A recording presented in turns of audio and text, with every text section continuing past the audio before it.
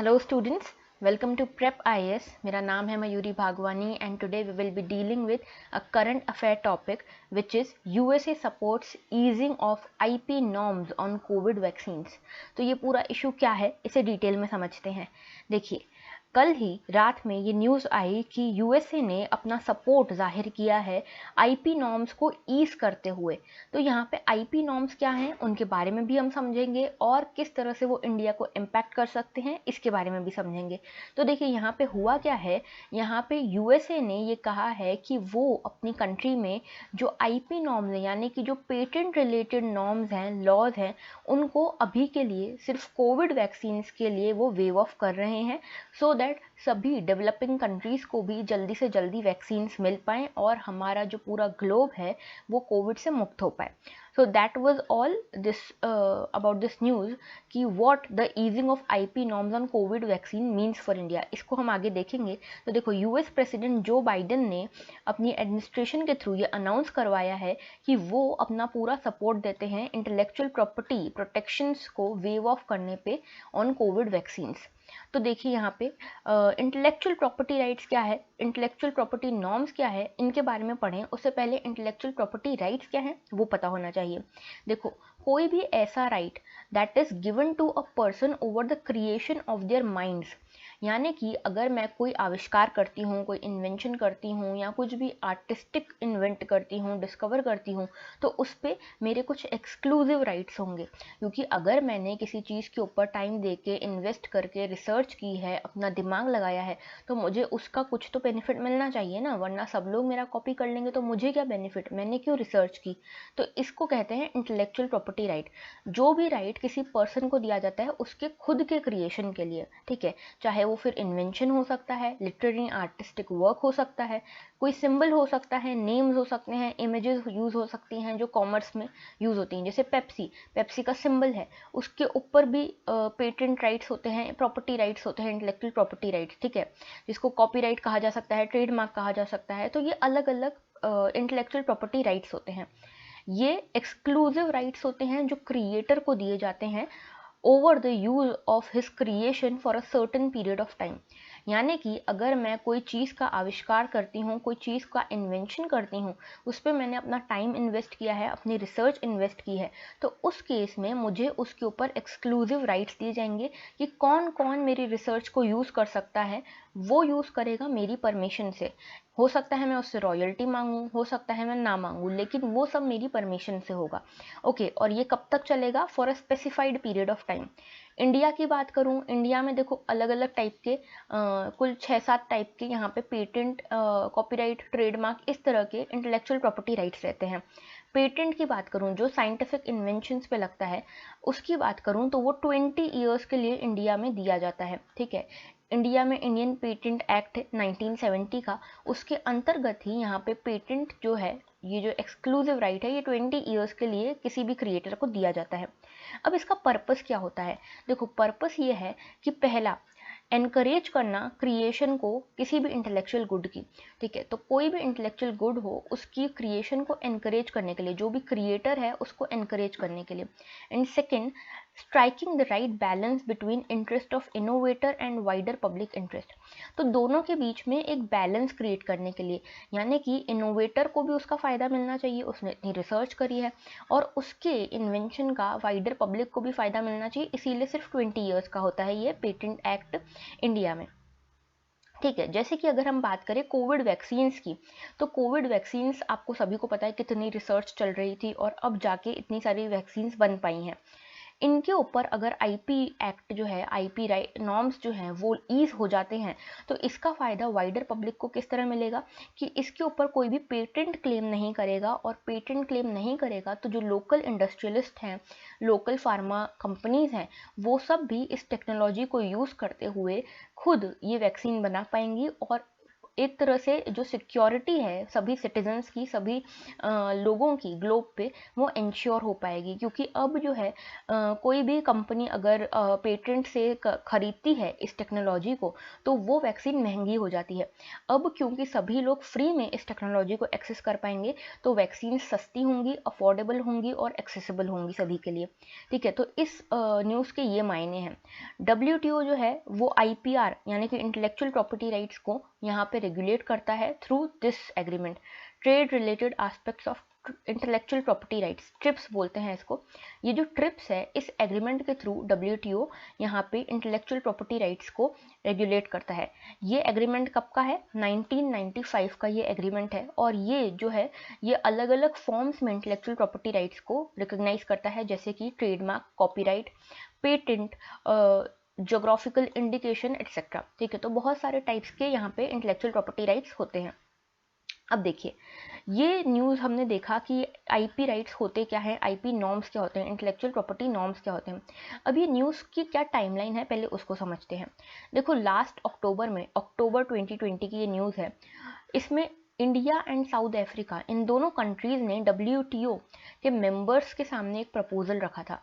ये प्रपोजल रखा था कि हमें कोविड वैक्सीन्स, कोविड ड्रग्स के ऊपर जितने भी IPR इंटेलेक्चुअल प्रॉपर्टी नॉर्म्स हैं, चाहे वो ट्रिप्स के अंदर जो भी प्रोविजन हैं वो सब हो जाए, इन सभी को अभी के लिए वेव ऑफ कर देना चाहिए। क्योंकि अभी हमारी प्रायोरिटी ये होनी चाहिए कि हम सभी को ये ड्रग्स, ये वैक्सीन अवेलेबल करा पाएँ। तो देखिए, यहाँ पे 40 WTO मेंबर्स ने डिस्कस किया था इंडिया साउथ अफ्रीका के प्रपोजल को टेम्प्ररी वेवर के लिए। ठीक है, temporary waiver of TRIPS obligation, सिर्फ कोविड वाले चीज़ों के लिए वेवर यहाँ पे देने की बात की गई थी। तो इंडिया साउथ अफ्रीका ने ये प्रपोज किया था temporary waiver of patents, copyright to fight कोविड-19। ठीक है, तो यहाँ पे आप देखिए, इंडिया और साउथ अफ्रीका ने एक प्रपोजल सबमिट किया था WTO मेंबर्स को, जिसमें उन्होंने ये कहा था कि ट्रिप्स एग्रीमेंट के जो प्रोविजन हैं उन्हें टेम्प्ररी बेसिस पे वेव ऑफ किया जाए, अभी रोक दिया जाए यूज़ होने से। ठीक है, सो दैट प्रिवेंशन, कंटेनमेंट और ट्रीटमेंट हो सके कोविड-19 का। इसका मतलब ये है कि डेवलपिंग कंट्रीज़ भी डेवलप्ड कंट्रीज़ की जो टेक्नोलॉजी है ड्रग्स बनाने की, वैक्सीन बनाने की, कोविड से रिलेटेड, उनको यूज़ कर सकें फॉर फ्री। और उससे जो मेडिसिन हैं, जो ड्रग्स हैं, जो वैक्सीन हैं, वो अफोर्डेबल प्राइस की हो सकें, एक्सेसिबल हो सकें, अवेलेबल हो सकें सभी के लिए। ठीक है, तो इसके बाद फिर US ने उसके बाद देखो क्या हुआ था, जो ये मेंबर कंट्रीज हैं WTO की, इन्होंने डिस्कस ज़रूर किया था ये प्रपोजल, लेकिन ये प्रपोजल माना नहीं गया था। क्यों नहीं माना गया था? क्योंकि बहुत सारी डेवलप्ड कंट्रीज इसके अगेंस्ट थी। और तब देखो फर्स्ट वेव ही चल रही थी हमारे कोविड की। अब सेकेंड वेव आई है और बहुत ज़्यादा विकराल रूप में आई है। इनफैक्ट कई सारी कंट्रीज़ में, यूरोप की कई सारी कंट्रीज़ में थर्ड वेव भी आ गई है। अफ्रीका का बहुत बुरा हाल है, इंडिया का बहुत बुरा हाल है। तो इसको देखते हुए इसे फिर से रिकन्सिडर किया जा रहा है। और US एक मेजर ब्लॉक के तौर पे सामने आया है जिसने इसको सपोर्ट किया है अब। क्योंकि देखो वहाँ पे पॉलिटिकल चेंजेस भी हुए हैं, जो बाइडन इलेक्ट होकर आए हैं, पहले वहाँ पे ट्रंप हुआ करते थे। तो ये एक इम्पॉर्टेंट चीज़ है, ये एक इम्पॉर्टेंट डेवलपमेंट है कि US ने इसे सपोर्ट किया है। इसके साथ और भी कई नेशन सामने आए हैं जिन्होंने पेटेंट रूल्स को ईज करने की बात की है कोविड-19 वैक्सीन के लिए। ठीक है, तो अब देखो यहाँ पे कौन कौन से कंट्रीज यहाँ सपोर्ट कर रही हैं। देखो, फ्रांस ने वोकली यहाँ पे सपोर्ट किया है USA को और कहा है कि वो भी सपोर्ट करते हैं पेटेंट प्रोटेक्शंस के ईजिंग को यहाँ पे। और इनका मानना है कि इससे पुअरर कंट्रीज जो हैं, डेवलपिंग कंट्रीज जो हैं, उनको ज़्यादा डोसेज मिल पाएंगे वैक्सीन के, और जो एंडिंग है पेंडेमिक का खात्मा जो है वो स्पीड अप हो पाएगा। यहाँ पे इटली, रशिया और ऑस्ट्रेलिया ने भी कुछ हद तक यहाँ सपोर्ट दिखाया है। हालांकि इन्होंने पूरी तरह से रिस्पॉन्ड तो नहीं किया है कि इनका क्या टेक है इस पे, लेकिन इन्होंने इस मूव को, USA के इस मूव को अप्रिशिएट ज़रूर किया है, प्रेज ज़रूर किया है। ठीक है, पर ऐसा नहीं है कि सभी लोग यहाँ सपोर्ट कर रहे हैं। कुछ हैं जो सपोर्ट नहीं भी कर रहे हैं। जैसे डेवलपिंग कंट्रीज़ की बात करें तो उसमें ब्राज़ील ऐसा कंट्री है जो सपोर्ट नहीं कर रहा है, इसको अपोज कर रहा है। इसके अलावा जो बड़ी फार्मा कंपनीज हैं जो इस डेवलप्ड वर्ल्ड से ही बिलोंग करती हैं, वो भी इसको अपोज कर रही हैं। उनका मानना ये है कि पेटेंट वेवर देने से कुछ नहीं होगा, हमें सप्लाई चेन के बॉटलनेक्स को, सप्लाई चेन में जितनी भी प्रॉब्लम्स हैं उनको हटाना पड़ेगा, और जो इनपुट्स लगते हैं वैक्सीन्स के लिए, रॉ मटेरियल लगता है, उसको भी वेव ऑफ करना पड़ेगा।